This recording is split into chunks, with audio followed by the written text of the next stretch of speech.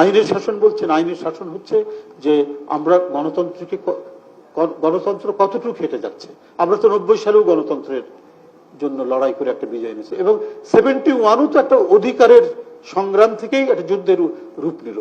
এখানকার মানুষের যে নির্বাচনী ফলাফল, ইচ্ছার যে প্রতিফলন, সেটা পাকিস্তানিরা মানল না বলেই এটা একটা টার্ন নিল যুদ্ধে। সুতরাং অধিকার রক্ষার জন্যই তো হচ্ছে এই 71 মুক্তিযুদ্ধ আমাদের। প্রতিটা বিষয়টা ছিল অধিকার রক্ষা, গণতন্ত্রের জন্য। কিন্তু আমরাই মাঝে মাঝে এটাকে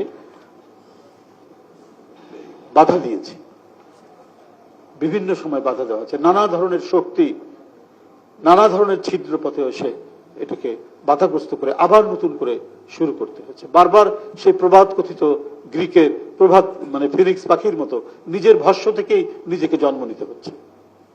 তো আবার যেন নিজের ভস্য থেকে নিজে জন্ম নিতে না হয়, যে অর্জনটুকু আমাদের হয়েছে 5ই আগস্টের পর থেকে, তারপরে একটি, আমি বলবো যে মানে অনেকখানি, একটা নির্বাচন এইরকম একটি দেশে, একটি নির্বাচন একবারই শতকরা 100% অবাধ সুষ্ঠু নির্বাচন হবে এমন কোনো কথা নেই। এটা এইরকম তৃতীয় বিশ্বের একটি দেশ সম্ভব না, এমনকি ইন্ডিয়াতেও সম্ভব না। ইন্ডিয়াতে প্রতিনিয়ত অভিযোগ ওঠে, কিন্তু তারপরে ওদের একটা বিষয় হচ্ছে, যখন হয়ে যায়, ফলাফল হয়ে যায়, মেনে নেয় সবাই।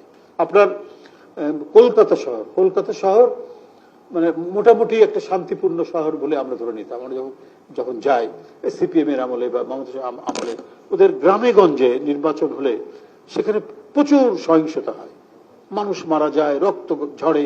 কিন্তু কলকাতা মোটামুটি শান্তিপূর্ণ থাকে, কারণ কলকাতার এমনিতেই আইন শৃঙ্খলা অনেক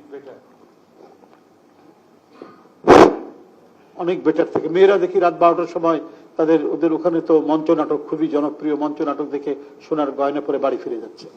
তো এটা আমরা প্রশংসা করতাম বাংলাদেশে এসে।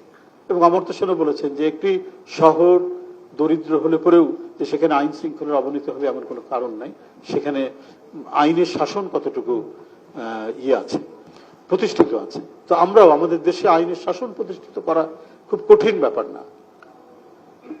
এটা শুধুমাত্র সবাই আইনকে মেনে চলা। এই আইনকে মেনে চললে ভাই এই কাজটি করা এটা অপরাধ, এই দুর্নীতি করলে অপরাধ, এটা জানাজানি হলে পরে আমার সুনাম চলে যাবে। এই সুনাম চলে যাওয়ার ভয়টা যদি সবার মধ্যে থাকে, তাহলে আইনের শাসন অনেকখানি মান্য হবে।